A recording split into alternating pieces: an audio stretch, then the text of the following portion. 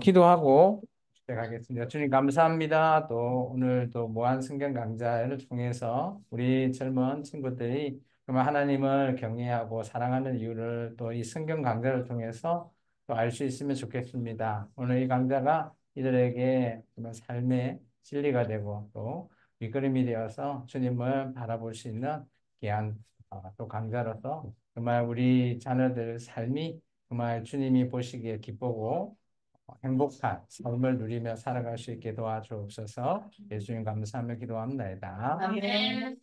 반갑습니다. 오늘은 이제 이 앞에까지 해서 많이 했지만 오늘 제가 다룰 강좌는 열왕기하서 15장에서 20장의 내용이에요.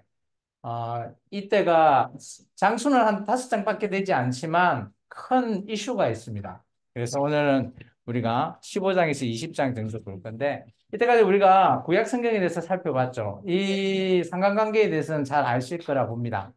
우리가 모세오경을 통해서 하나님과 이스라엘 민족 간의 관계와 언약을 통해서 정말 언약 백성이 어떻게 살아가야 될 것인지의 그 시작점이 모세오경이라면 이제 오늘 지금 우리가 하고 있는 열왕기 하스 15장까지 온 걸 보면 역사서의 거의 반 이상을 와버렸어요. 그러면 전체 하나님과의 천년을 시간으로 따지면 한 80% 정도를 하나님과 이스라엘 민족이 결혼 생활을 해서 살아온 거라는 거죠. 근데 그 80%의 삶을 좀 돌이켜 보면 행복한 삶보다 너무 슬픈 삶이 많았다라는 거죠. 마치 부부끼리 싸움도 하고요. 또 서로 간에 많은 일들이 일어난 그런 상황이라는 거죠. 그럴 때마다 하나님께서는 이혼 변호사인 선지자들을 계속해서 보내게 되었죠. 오늘 이제 우리가 열왕기 왕들이 많이 있는데 다윗 왕부터 이런 내용들을 한번 살펴보면 여러 왕들이 등장해요. 통일 왕국 시대에 사울 왕부터 시작해서 다윗 그리고 솔로몬까지는 참 하나님께서 보시기에 좋은 그런 왕들이고 물론 그 끝이 좋지 않는 왕들도 있긴 하지만 그리고 나서 솔로몬 때 나라가 두 개로 나눠지죠. 북이스라엘과 남유다로 나눠짐으로 해서 그 다음에 역사가 계속해서 이어져 갑니다. 우리가 봐야 될 오늘 부분은 북이스라엘보다 남유다를 조금 살펴볼까 합니다. 남유다에 오늘 우리가 살펴봐야 할 것이 이곳입니다. 보시면 아스 왕 때와 히스기야 왕 때를 좀 집중해서 살펴볼까 합니다. 이때 큰 이슈가 등장합니다. 이 당시에는 그죠? 주변 정세가 좀 많이 변경이 되었어요. 보시면 아시겠지만 지금 북이스라엘 같은 경우는 이 호세 왕 이전에 북이스라엘은 여로보암 2세라고 하는 그나마 잘 나가는 왕이 주름 잡고 있는 사이에 어느 정도 이제 세력이 조금 다운되어 가는 그 점에서 그 당시 제국을 이루고 있는 아수르라 하는 세계사 시대에 보면 아시리아 그 나라가 등장을 해서 주변 나라를 먹고 있는 잠식해 나가고 있는 그런 중앙 일대의 상황이에요. 그때 남유다는 힘이 별로 없어요. 우리가 남유다 하면 다윗의 후예라 해서 너무 잘 하지 않았나라고 오해할 수도 있지만 다 이렇게 잘 나갔던 시즌은 별로 없습니다. 그 후예 중에서 그래도 다윗의 등불로 말미암아 남유다가 멸망하진 않았지만 그래도 살아가는 이 나라가 그렇게 좋은 그런 정세가 아니에요. 마치 지금 우리나라와 비슷해 보여요. 우리나라가 그래도 요즘은 이제 선진국 간다고 하다가 지금 잠시 좀 멈춰 있긴 하지만 그래도 주변 나라 한번 봐봐요. 일본, 중국, 러시아, 그다음 미국까지도 있잖아요. 이런 나라의 틈바구니에 마치 남유다가 그렇게 탁 끼어 있는 그런 정세예요. 그 당시 가장 잘 나가는 나라가 아시리아. 요즘 같으면 미국 정도 되겠죠. 그런 나라를 잠식하는 그 시기 정도로 우리가 좀 살펴볼까 합니다. 그거는 다음에 한번 보시면 좋을 것 같고요. 그래서 오늘 우리가 봐야 될 장은 열왕기하서 15장에서 16장의 내용입니다. 두 나라가 등장하죠. 이제 북이스라엘이라고 하는 나라와 남유다의 나라가 있는데요. 이 두 나라 중에 이제 북이스라엘은 거의 끝나가는 시기가 됩니다. 이제 북이스라엘은 점점점 하나님의 뜻과 점점점 멀어가다 보니까 북이스라엘은 나라가 많이 기울어지는 그렇지만 남유다 또한 그렇다고 잘 나가는 나라는 절대 아니었어요. 근데 마치 이 당시에 시대적 배경을 한번 보면 아수르라고 하는 이 나라가 잠시만요. 죄송합니다. 잘 보시면 아시겠지만 오, 이게 바로 넘어가게 해놨네요. 지도상으로 보면 넘어가 버리네. 죄송합니다. 아시리아가 거의 잠식하고 있는 이 시기였어요. 그러다 보니까 실제적으로 예루살렘이나 사마리아를 수도로 하고 있는 북이스라엘과 남유다가 그렇게 큰 힘을 받지 못한 그런 시기였습니다. 잠깐 우리 영상 한번 봐볼까요?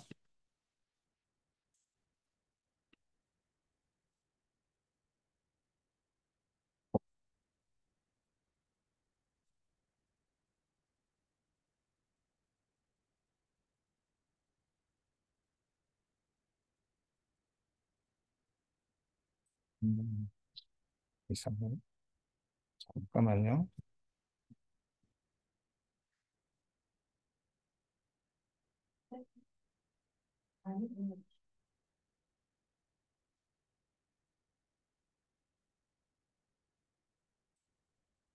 애국과 바벨론 다음으로 자주 언급되는 강력했던 고대 제국으로 이스라엘 왕국을 침략하고 잔혹한 학살을 일삼았던 악명 높은 국가로 묘사됩니다. 이게 나중에 세계사 시간에 보면 아시리아는 아시리아로 이집트 나오고요. 피라미드와 수메르 성경에서는 지구라트가 한창 건축되던 아수르라는 기원전 나라로 25세기 이어지고 있습니다. 티그리스강 중류의 작은 도시 왕국으로 시작되었습니다. 초창기에는 아카드의 사르곤 왕과 바빌론의 함무라비 왕에게 점령당했고 기원전 이 아수르라고 15세기에는 하는 비탄이 나라도 세력에 많은 눌려 겨우 전쟁으로 명맥만 쓰는 유지할 때도 나라였어요. 있었습니다. 바벨론과 계속 하지만 엎치락뒤치락 하는 기원전 그런 나라고 12세기 그 당시에 바다민족의 침입에 메데나 의한 뭐 청동기 다른 시대의 멸망과 페르시아 이런 혼란을 나라들이 견뎌낸 다 후 속국으로 있는 그런 강력한 평형 나라들이라고 국가로 볼 수 있죠. 탈바꿈하여 그때 주변을 아시리아가 정복하고 그것을 빠르게 성장했습니다. 점령하고 이게 그 당시에 특히 그런 기원전 7세기 유프라데스 그 에사라돈과 나라의 아수르 점령은 바니팔 다 왕 때 속국으로 이렇게 신아시리아 점령했다가 제국은 또 광대한 이렇게 영토와 찬란한 독립했다가 문화적 또 황금기를 이렇게 맞이하게 나아다니는 됩니다. 이렇게 계속 바벨론 그리고 기원전 페르시아까지 612년 그렇게 바빌론과 됐다고 볼 수 메디아 있는 연합군에 의해 멸망당할 때까지 아시리아는 무려 1800년 이상 명맥을 유지했을 기간은 만큼 어마어마하게 깁니다. 메소포타미아 그만큼 역사의 중요한 아시리아라는 한쪽을 나라는 차지합니다. 정말 어마어마하게 긴 시간 동안 유지하고 메소포타미아는 있어요. 남한과 북한처럼 나중에 이제 남쪽은 바빌로니아, 북쪽은 바벨론이 아시리아로 아수르를 세력이 점령하죠. 그래서 양분되어 이 그 서로 독자적 바벨론을 문화를 나중에 메데 발전시켰고 페르시아가 또 점령하는 수천 년간 치열한 통일 똑같은 전쟁을 형태인데 수도 반복했습니다. 있던 나라들이 나라를 다시 지정학적으로 연합해서 아시리아의 나라를 서쪽은 점령하면서 아나톨리아 제국을 고원의 이룬 히타이트와 그런 나라로 지중해 보시면 연안의 됩니다. 레반트, 이 정도 북쪽은 보면 이 아르메니아 고원의 당시의 시기를 좀 볼 수 있을 것 같고요. 궁금하면 제가 이거 영상 보내드릴 테니까 한번 쭉 보십시오. 이게 좀 길거든요. 왜냐면 지금 이 당시 시대 상황을 제가 잠깐 보여준 거예요. 그래서 그만큼 이 아시리아 같은 나라는 그죠? 잘 보시면 아시겠지만 북이스라엘이나 남유다는 정말 작아요. 보이지도 않는 그런 나라입니다. 근데 그런 나라다 보니까 근데 우리가 성경을 중점에서 보다 보니까 이 나라를 크게 부각해서 볼 수밖에 없지만 세계사적으로 봤을 때는 그렇게 큰 나라가 아니에요.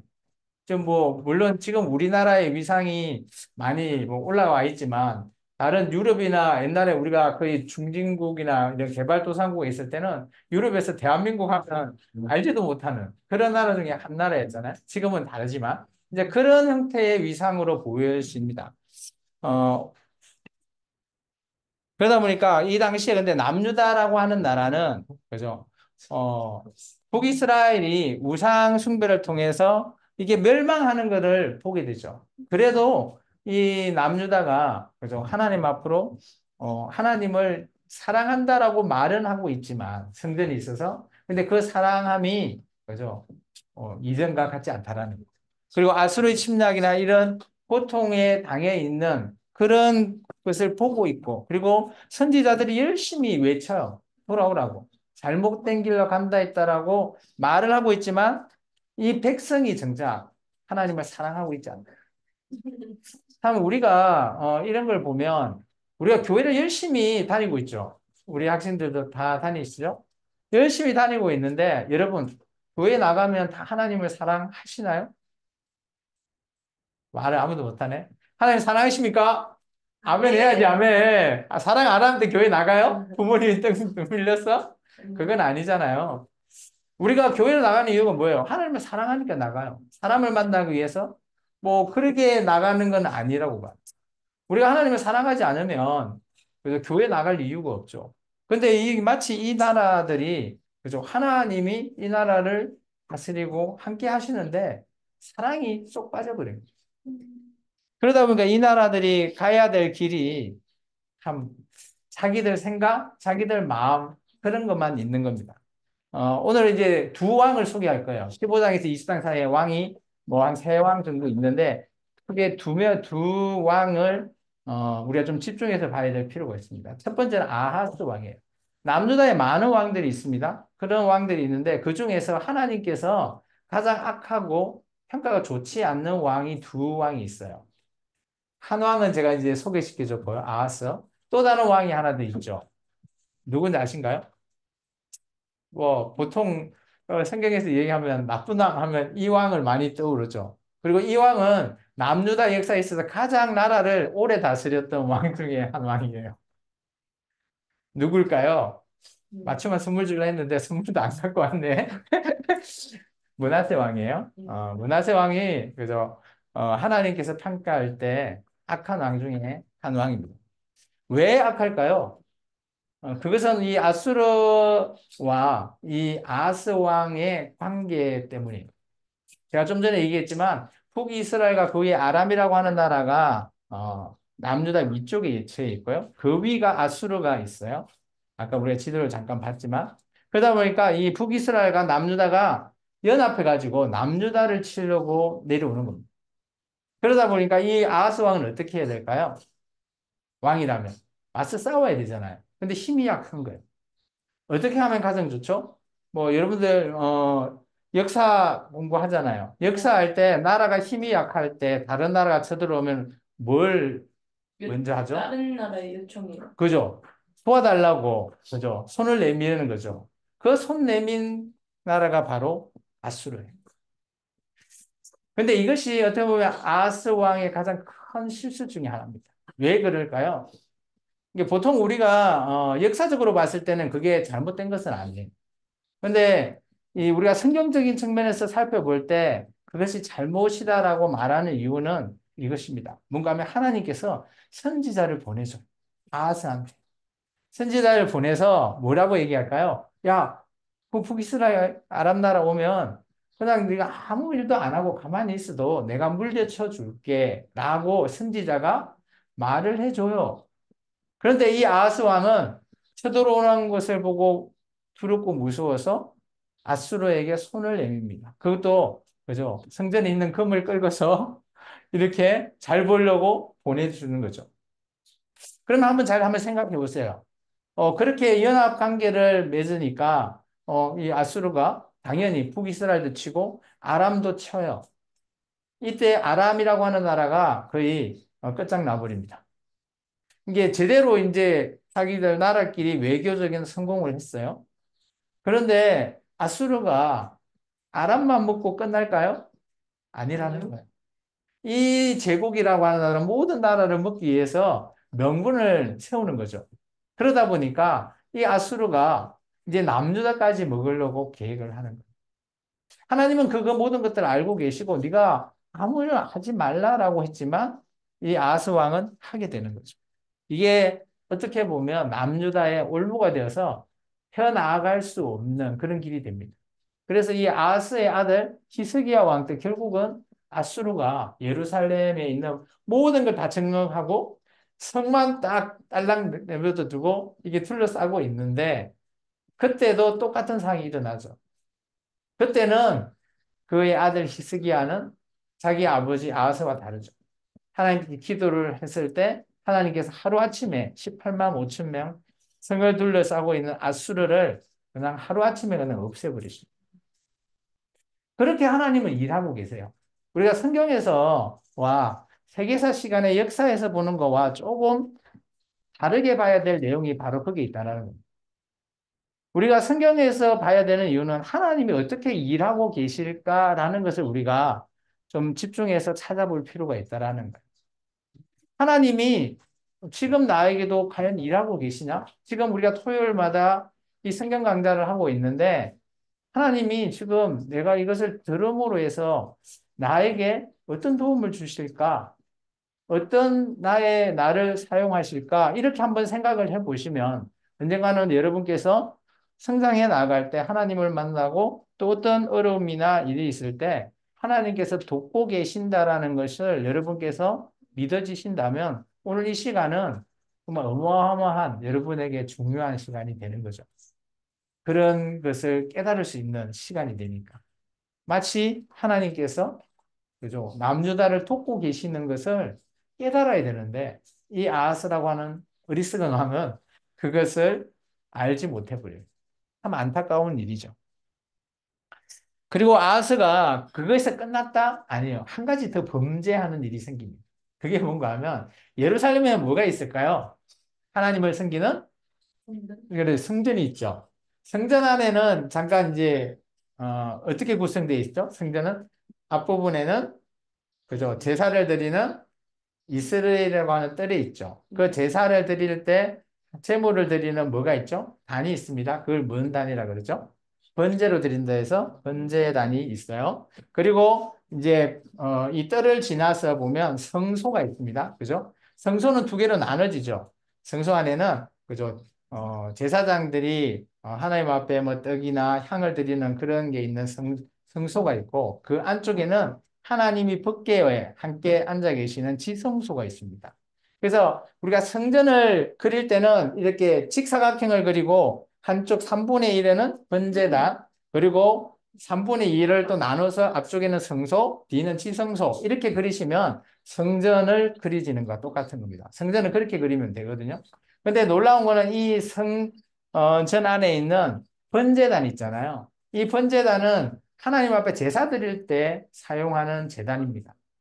제물을 태우는 그런 용도로 써요. 그런데 이 아스가 어떤 범죄를 하는가 하면 아람이라고 하는 이 나라가 그죠? 아수르에게 점령당했을 때 아스가 기쁜 나머지 그 아람의 그 나라의 아수르의 황제를 만나러 갑니다.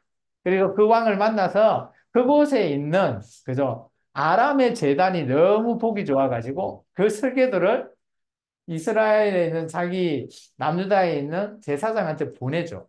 그러면서 이게 똑같은 거 만들어라 라고 시켰어요. 자, 여러분이 제사장이다 라고 생각하면 그 왕이 주는 이 설계도의 제단을 받았습니다. 만들어야 될까요? 만들지 말아야 될까요? 만들어야 돼. 만들어야 돼요. 그죠? 요즘 같았으면 그죠? 만들어야 되죠. 그런데 만들면 안 돼요. 왜 그럴까요? 그 제단은 우상을 섬기는 제단이죠. 하나님의 제단은 있는데, 그죠? 우상의 제단을 똑같이 만드는 거예요. 그래서 이 우상의 제단을 만들었을까, 안 만들었을까요? 만들었어요. 놀랍게. 그러면서 하나님의 번제단을 어떻게 치웠을까요? 저 한쪽 모퉁이에 그냥 툭 치워놨어요. 그러면서 하는 말이 저 제단은 내가 하나님의 물어볼 때가 되면 그때 저 제단 쓸게 라고 오늘 모든 하나님 앞에 드리는 제사의 번제단을 아람의 크고 멋진 제단으로 바꿨다고 성경에서 말하고 있어요. 이게 아하스의 행위고 범죄가 되는 겁니다. 우리가 범죄한다라고 하는 것은 죄를 짓는다라는 것은 여러 측면에서 볼 수 있지만 정말 하나님 앞에 정말 있을 수 없는 그런 죄 이런 것들은 우리가 성경에 이렇게 구약 같은 경우는 율법에서 벗어나는 일을 하게 될 때 하나님께서는 그 어떤 대상이든 간에 왕이든 누구든 간에 그죠? 그 모든 대상들을 하나님께서는 그죠? 아예 끝장내버리시는 그런 것을 우리가 볼 수 있습니다. 오늘 이 아하스도 마찬가지고요. 왕이 자기 스스로 하나님 앞에 제사 드려도 될까요? 안 될까요? 안 돼요? 안 되죠. 근데 제사 드린 사람이 있어요. 왕인데. 제가 지난주에 왔을 때 우리 유진장에 있을 때 했는데 누굴까요? 그 왕이? 지난주에 네. 지난번 지난번에 그 왕이 바로 초대 왕인 사울 왕이었죠. 그러니까 하나님께서 그것으로 말미암아 왕을 바꿔버려요. 아예 가문을 바꿔버린다. 이게 하나님의 입장에서 우리 이런 말 쓰죠. 선을 넘으면 안 되죠. 야, 선 넘네. 이런 얘기 하죠. 선을 넘으면 절대 안 되는 거예요. 하나님 입장에서도 하나님의 정해놓은 그 라인을 벗어나면 뭐 그것은 누가 봐줄까요? 하나님이 봐줄 수도 없는 일이에요. 마치 그런 일을 아하스라고 하는 이 왕이 하게 되었어요. 그래서 이 아하스라고 하는 이 왕은 뭐 해시계도 만들고 뭐 많은 일을 그 당시에 했어요. 백성들 입장에서는 그래도 이 왕이 나쁜 왕으로 여기지는 않았을 거예요. 산당도 만들고 주고요. 백성들 할 수 있는 것들을 다 줬기 때문에 그런데 하나님 입장에서 이 왕이 악한 왕으로 성경에서는 말하고 있다라는 겁니다. 그래서 저는 이렇게 생각해요. 우리가 사람을 평가할 때, 그죠? 우리가 보는 시각과 뭐 아니면 객관적으로 누군가가 그런 우리를 평가하는 그런 평가는 다를 수도 있다. 근데 그 기준이 과연 어디냐라는 거죠. 마치 이 아하스 왕 같은 경우는 성경이 기준이라는 거죠. 성경에 있는 율법, 이 안에 있는 레위기, 하나님께서 주신 십계명이 기준이 되는 거예요. 그래서 우리가 십계명이라는 그 돌판, 그것을 무시할 수가 없는 일이죠. 그 5계명이 뭐죠? 이진자매? 네? 10계명 중에 5계명?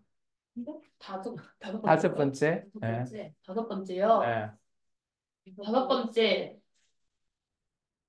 다섯 번째. 다섯 번째 뭐예요? 그대로 살고 있어요? 다섯 번째 삶대로 살고 있어요? 도둑질하지 말라. 다섯 번째가 아닌데요? 아닌데? 우상 숭배하지 말라. 아닌데요? 아, 부모를 공경하라. 그러지. 아. 그대로 살고 있어요? 네. 그러면 아, 할 때는 네. 없는 거예요. 아, 또 이렇게 질문하니까 또 순간 뜨끔하죠? 보는 눈이 있었으니. 이 아스왕은 제가 정리를 뭐, 아니 좀 복잡하게 하니까 좀 힘들어할까 싶어서 간단하게 이렇게 정리를 한번 해봤어요. 그리고 아스왕 때 아까 이제 선지자 오데시라고 하는 이 선지자도 있는데요. 이 선지자의 역할은 뭔가 하면 이 사람은 아마 그 북이스라엘에 살고 있으면서 정말 그 여호와 송아지가 아니고 정말 여호와 하나님을 섬기는 선지자 같아요. 북이스라엘 아까 남유다를 치러 온다 그랬잖아요. 치러 내려왔어요, 실제. 내려와서 잡아가고 있는데 그 포로로 남유다 많은 사람들을 잡아다가 데리고 가려고 하는데 이 오데시라는 선지자가 와서 하나님의 메시지를 전하죠. 어떻게 같은 동족을 이렇게 할 수 있냐라는 이 메시지로 그 쳐들어온 많은 포로를 다시 돌려준 그런 사례가 이 그 아수르와의 그 연맹 관계를 맺기 전에 있었어요. 역대하서에 이런 선지자가 등장하거든요. 이런 거 다 하나님께서 일하고 있는 거 보여주는데도 아스 왕은 자기 생각이 옳은 대로 아수르의 도움을 요청하는 거죠. 이제 그런 부분들이 참 많이 좀 힘들지 않았나라는 것들을 봅니다. 이 정도에 대해서 우리가 이제 선지자가 나움이나 미가, 이사야가 파송이 됩니다. 그래서 이 세 선지자는 이제 조금 이따 볼 건데 이 선지자들은 이게 아하스 왕과 히스기야 왕 때 파송이 되었다라고 보시면 돼요. 우리가 선지자가 파송된 이유 아까 우리 성강경에서 봤죠. 그 나라의 왕이 제대로 하고 있지 않다라는 증거예요. 하나님이 보시기에 올바르게 행하지 않으니까 선지자를 보낸 거죠. 그러다 보니까 참 이 왕일 때 하나님 입장에서는 얼른 선지자를 보내야 된다라는 측면입니다. 이 정도쯤에 이제 북이스라엘이 멸망했다는 소식이 전해 들어옵니다. 아하스 왕 이후에 히스기야가 왕위에 올라서고 나서 3년 되는 해에 북이스라엘이 멸망당하게 됩니다. BC 한 586년 정도 돼요. 그때 이때는 이제 북이스라엘의 마지막 왕인 호세아라고 하는 이 왕이 끝장나게 되고요. 이때가 히스기야 6년 정도 됩니다. 그래서 히스기야가 왕위에 올라서고 6년 정도 될 때, 그러니까 어떻게 보면 북이스라엘과 남유다가 함께 가고 있지만 이제 이 나라가 여로보암 2세 때는 정말 부강했지만 점점점 이 세력도 줄어들 수밖에 없었구나라는 걸 볼 수 있고요.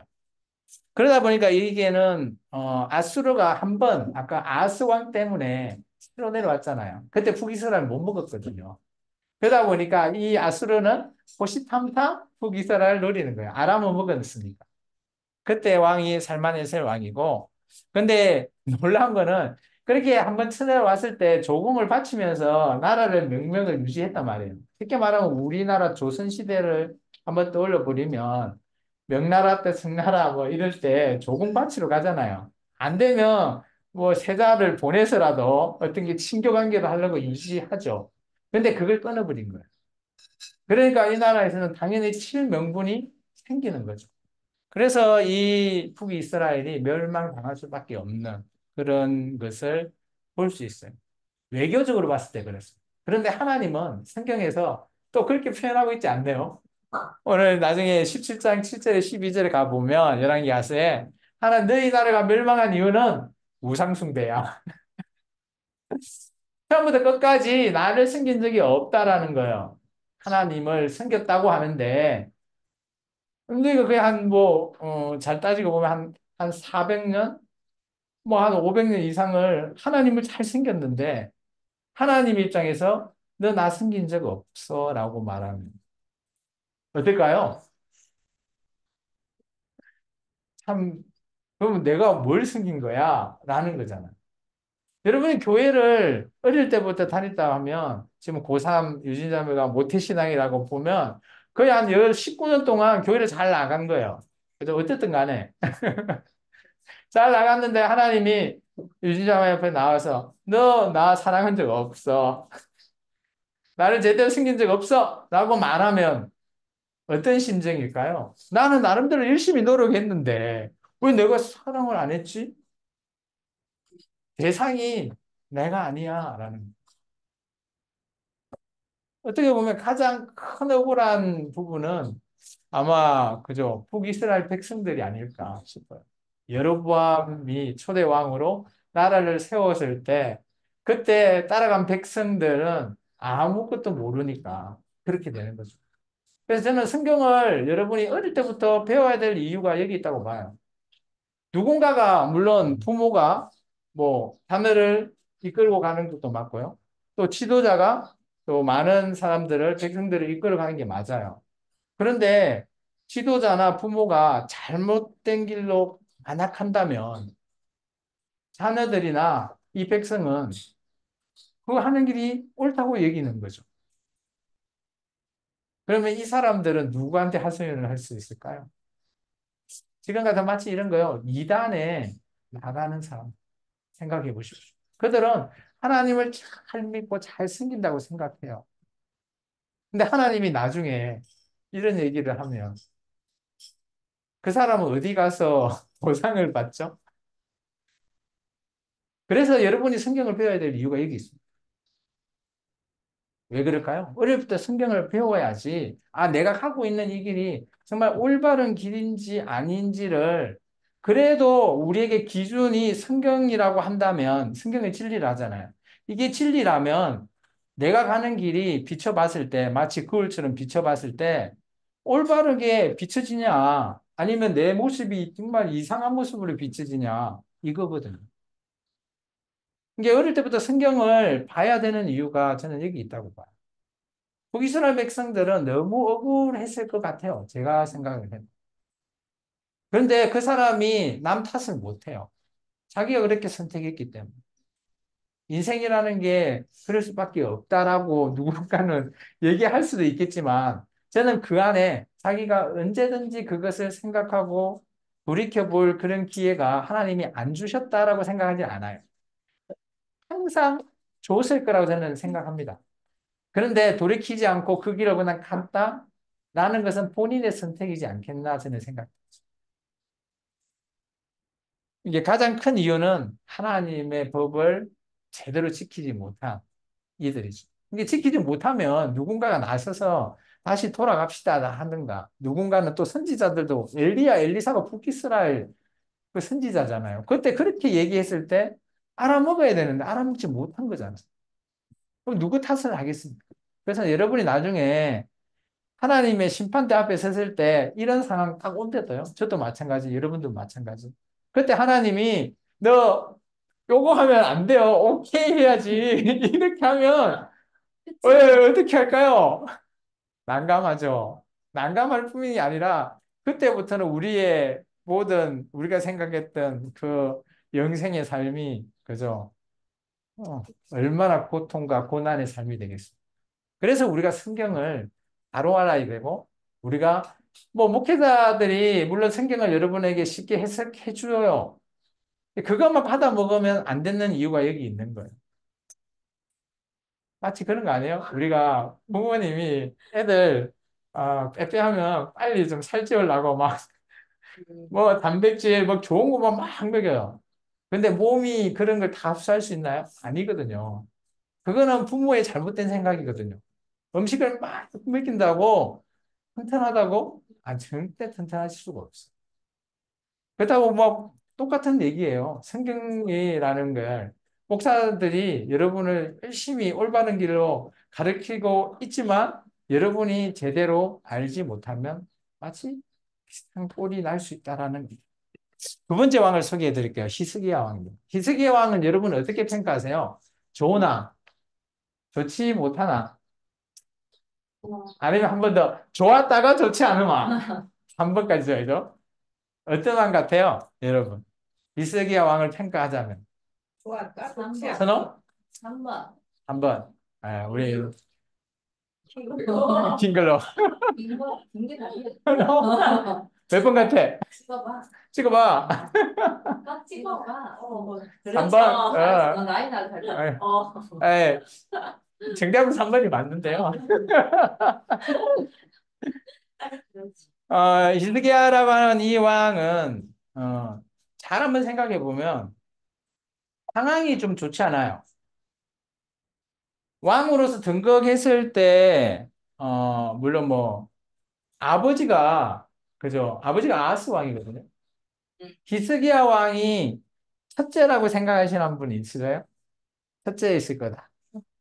그러면 둘째, 질문 쓰는 거 아니에요? 셋째, 넷째, 다섯째? 몇째까지 있어요? 몇째까지 있어요? 아이 그 한 넷째. 성경에 그렇게 기록해 놓이진 않은데 이런 힌트가 있어요. 이 아하스 왕이 남유다 왕으로 처음으로 몰렉이라고 하는 제사를 드렸대요. 어허. 아들들을 몰렉에게 바쳤다 하면 아들들이면 아하. 최소 몇 명이죠? 2명. 2명 이상이잖아요. 그래서 아하스가 몇인지 알 수 없어요. 기록돼 있지 않아서. 숫자가 안 돼. 아하스가 왕위에 올라섰을 때 환경이 좀 좋지 않아요. 자기 아버지의 그런 모습을 보고 컸죠. 그런데 이 히스기야 왕은 그래도 우리가 평가하기에 그래도 잘한 거 많지 않나요? 라고 할 수 있어요. 맞아요. 잘한 거 많이 했죠. 잘못한 거 어떻게 보면 하나인 것 같아요. 한 5점은 하나인 것 같은데 잘한 거가 더 많긴 해요. 근데 이제 우리의 인생을 돌이켜 볼 때 우리가 다 열 잘하다가 하나 잘 못하면 어떻게 보통 평가를 받나요? 안 좋은 거가 부각이 좀 많이 되죠. 그런 왕이고요. 역대하서에 보면 히스기야 왕을 하나님이 이렇게 기록하고 있어요. 히스기야 왕을 시험하셨다. 테스트했다. 이 테스트에 통과하지 못하는 왕이기도 해요. 통과한 사람 있죠? 다윗? 우리 성경에서 하나님의 테스트를 통과한 첫 번째 있죠? 한 명 있죠. 아브라함. 아브라함. 네, 아브라함이죠. 하나님은 그냥 아무나 테스트하는 건 아닙니다. 그리고 나서 히스기야가 역대하서에 보면 이제 열왕기 하서에는 기록하고 있지 않는데 역대하서를 보면 하나님의 유월절을 지켰다라고 기록되어 있습니다. 근데 잘 생각해 보면 유월절이 그래서 출애굽할 때 가장 먼저 지켰거든요. 그리고 모세 때 광야에서 지키고요. 여호수아 때 지키고요. 그 이후에는 유월절이 지켜진 지가 잘 기록이 되어 있지 않아요. 그러다고 히스기야 왕 때 유월절을 지킵니다. 날짜가 좀 틀려서 문제지만. 그리고 나서 또 조금 아들 요시야 때 제대로 된 유월절을 또 지키거든요. 이제 그런 걸 보면 이 히스기야 왕이 그래도 누군가의 도움을 의해서 아마 자기의 어머니의 영향이 좀 있지 않았나 싶기도 합니다. 그리고 이제 우리가 잘 알고 있는 아수르가 침략해 오는 시기죠.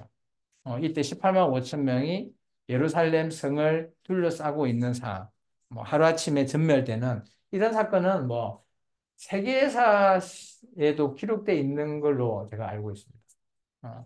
그리고 이 4번까지는 참 좋았어요. 하나님이 일하시잖아요.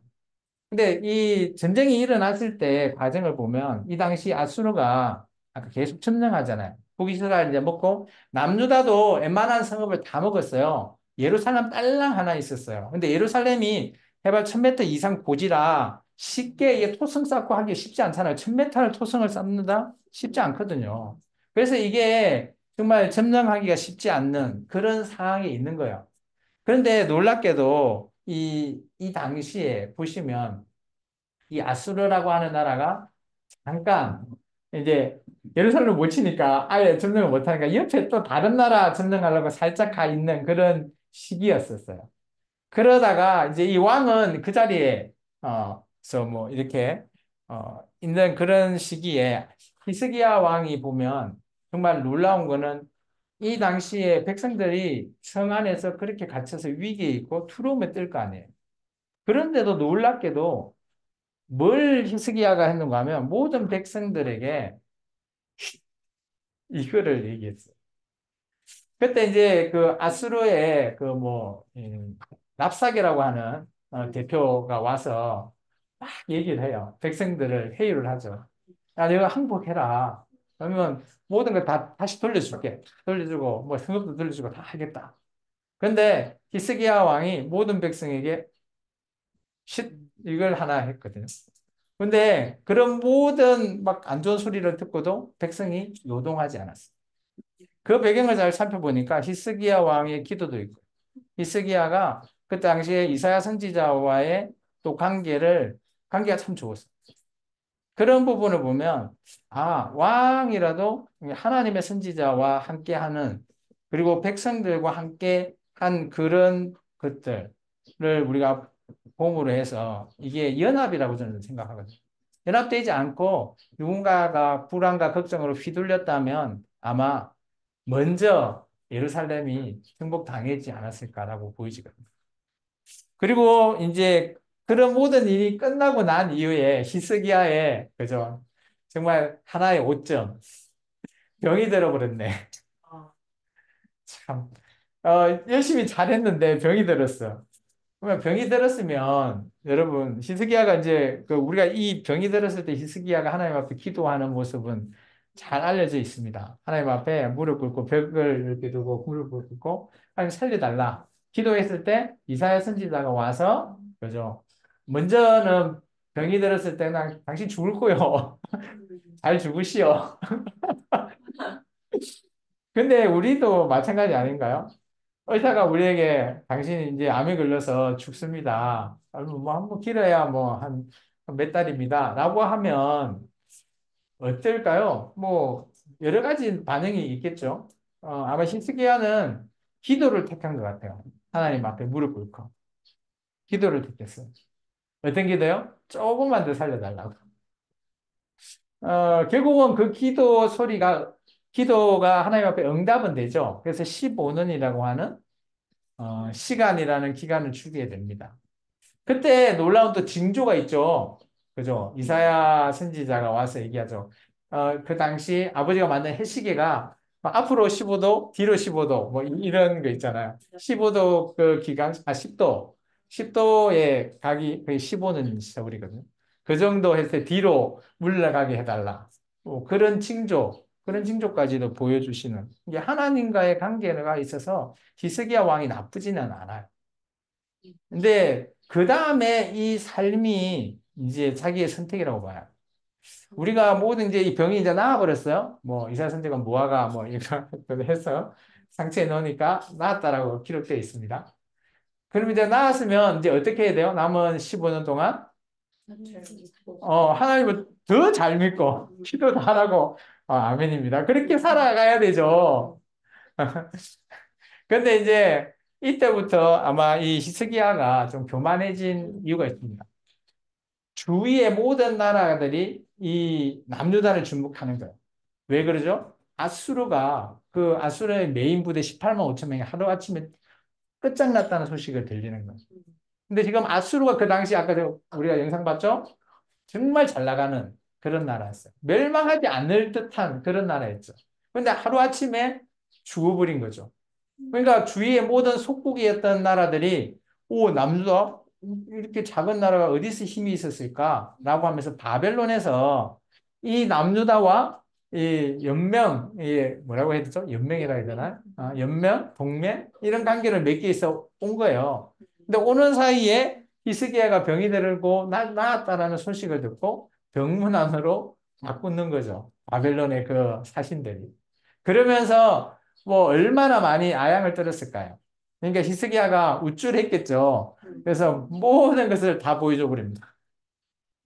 그게 나중에 이 남유다가 바벨론에 의해서 끝장나는 이유가 돼버려요. 쉽게 말하면 뭐 잘 알지 못하는 사람이 왔는데 우리 뭐 이 집에 있는 뭐 어디 금고가 있나요? 금고 이런 것까지 다 여기 있어. 다 가르쳐 준 거예요. 그러면 나중에 그죠? 이 집에 물론 그러면 안 되겠지만 살짝 왔을 때 아무도 없을 때 왔을 때 어디 가겠어요? 당연히 금고 가서 다 모든 걸 가지고 가겠죠. 그런 꼴이 나버린 거죠. 그러면서 그때 히스기야의 명언이 있습니다. 이것은 이제 나중에 이거 좀 잘렸는데 우리가 역대하서하고 열왕기 하서 그리고 이사야 나중에 39장 이렇게 한번 읽어보시면 조금 측면이 좀 달라요. 그죠?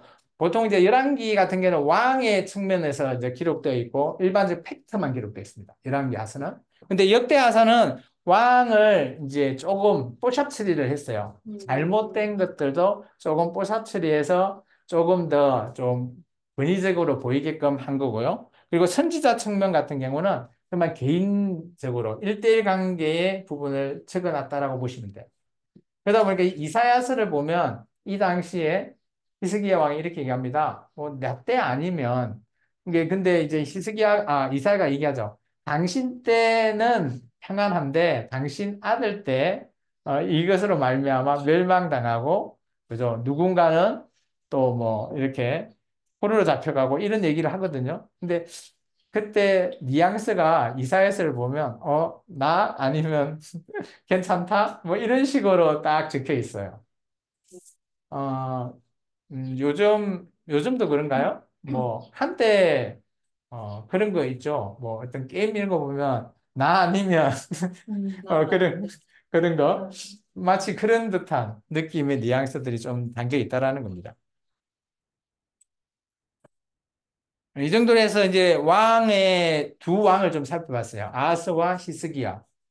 아스와 히스기야 왕 때가 왜 위기냐? 아수르라고 하는 대제국이 이 나라들을 주목해 보게 되고 결국은 북이스라엘이 멸망당하게 되고 남유다 또한 아수르의 위기에서 벗어날 수 없는 어마어마한 크나큰 위기의 상황이었다라는 겁니다. 이것을 하나님은 아시고 그죠? 세 명의 선지자를 보내시게 됩니다. 그 선지자의 얘기는 우리 잠깐 5분 쉬었다가 할 거고요. 네. 이 내용 히스기야와 그리고 아하스 왕의 내용들을 한번 정리할 수 있으면 간략하게 한번 정리했으면 좋겠어요. 나중에 끝나고 여러분들의 생각을 조금 발표했으면 좋을 것 같습니다. 잠시 쉬겠습니다.